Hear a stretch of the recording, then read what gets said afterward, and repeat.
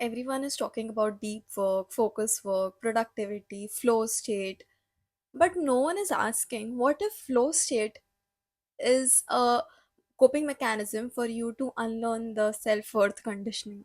I know it sounded too many concepts in one line, but just hear me out. It's very simple. What if your flow state is giving you an outcome, even though if it's not objective? So when you are in your flow state is basically when you are so engrossed in your work or whatever you're doing that you're not bothered about anything around. No amount of component or factor is affecting you, be it your time, be it other things around you, anything basically. Okay. So in that state when you're working, after you're out of that state, you have this feeling or sense of accomplishment. You have a sense of getting things done very well, and every time you realize this, you are more pumped up to do the work same way, because the more focused you are, the better you can do anything. Okay. So next time you want to get even more engrossed and you want to do it and you want to tap into flow state again and again and get things done, which is great. You're getting your things done, you're doing it very perfectly. It's a great place to be in. Okay. But every time you skip those days, for example, you experienced it the first time and then you skip and then you did it for like 3 weeks, 4 weeks, you got the way to tap into your flow state, and every day you're just killing it with your work every day. For whatever reasons you couldn't do that for 2 days, 3 days, or even if you're trying to sit and do the work, you're not able to tap into your flow state. So you're somehow trying to do it, but you feel that you are not accomplishing the quality of work you were when you were in your flow state. In that case, you start somewhere self-criticizing. You start questioning that, am I even doing it right? Am I doing it? Am I in the right mindset to do it? Now this is where the part of conditioning comes. Conditioning, because everyone in the society, or even ourselves from the childhood, we've just heard this sentence that you learn something, you get an outcome of it, you are rewarded for it, you are praised for it or whatever, and then you want to do it again. It could be the same way, could be better way, but you want to at least not go below the baseline of the quality work or the time work that you did, right? Now this conditioning is set so apt in your head that even if you are not getting reinforcement from anyone else, you yourself have conditioned to work or get things done only when you are able to tap in your flow state. So if you're not doing your best quality work, if you're not putting all your focus into the work, you're not doing the work right. That's what your head says to you now. And that is the coping mechanism of your self-worth, because if this keeps repeating every time you are not able to tap into your flow state and every time you're not able to get your things done perfectly, you are going to question your self-worth, because repeatedly thinking that, oh, I'm not doing my best, oh, I'm not doing my best, oh, this is not right, will affect your self-worth, your self-efficacy. You will question things that nobody even told you ever, that you are bad at this or you're not good at this, but you yourself will have so many questions, right?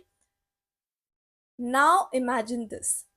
After a certain point, here's the twist. Okay, it's like a twist in your life story. You'll feel like, oh my god, I'm out of my, you know corporate era or whatever, whatever. Okay, basically you're out of your hard working era and smart working and entering your smart work era. So you think that, okay, this is too much now, this is not how it works. So now I am going to uncondition myself, because there will come a point when you realize, even if you don't think of these big words, unconditioning and self-esteem and all of that, you will at least think that, okay, this is not how this is going to work. I need to break this cycle of, because you can't just be low on state and still not work, right? Consistency does not come like this, and you need to be consistent to do any work. So then what happens? You step out of this zone. Okay, you try to step out of this zone, whatever, and as you're doing it, there will be questions that arise in front of you, that, okay, now I am not trying to tap into my flow state, I will not do anything just because I'm not able to do it right or anything. I'll do it regardless. I want to show up and do things regardless. In this case, you will question that whatever I did in the first place, I'm not talking about how, I'm talking about what, whatever I did in the first place, um, let's put an example that I used to do cooking, okay? I used to enjoy cooking so much, it used to turn out great. I used to like it so much and everything, okay? Now that I'm unconditioning myself from the flow state, I will question whether do I even like cooking, or did I just do it because it was giving me that kind of pump or push that, oh, I'm doing great, oh, I'm so engrossed in it, oh, this is productive thing that I'm doing. Was I doing cooking just for that, or do I really really like cooking? That is what you're going to question now. And I have come to realize this after a certain point of time in my life, after leaving some things and all of that, that yes, you are good at that. You are always going to be good at that. Of course, you might have improved on it, or you might have gotten better because of your consistency, or the amount of time that you did, or with the attention that you did. But that does not mean that just because you're not able to put on that much focus on that thing, you're not good at it or you do not enjoy it. Don't confuse what you like with how you do it.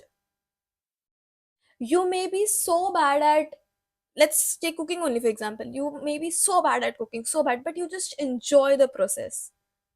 You just enjoy it. And even if you're not able to cook the greatest food, it does not mean that you won't ever like cooking or you won't ever cook. That's not how it works. Second, once you realize this, your self confidence builds back. You understand that, okay, my worth is not decided by how well I can do anything. Regardless of how well I can do anything, because everyone has their bad days and good days and some phases of their life and all of that. I am a good person. I can still put in the work. I just need the right time, right mindset to do it. And on the days I can't, in the phases I can't, I still am a good person. That changes a lot of things for a lot of us. So, unconditioning yourself from your flow state, or the push that you get from your flow state, makes you realize your confidence. This is a very slow process and a very smooth process. Most of the times you don't even realize how this is happening, but maybe if you've seen this video, or if you realize this well, next time this is happening to you, or if it has happened to you in the past, you will realize, okay, I have like you can track your progress, this is how you can realize that, oh, I've gotten better at understanding myself, treating myself softly better, all of that things, right? So it's okay if you're not able to do some things the way you used to. Maybe you've unconditioned yourself, and that's a good thing. You don't need to be conditioned to everything that everyone has told us or has been put in our minds since our childhood. Stay with that.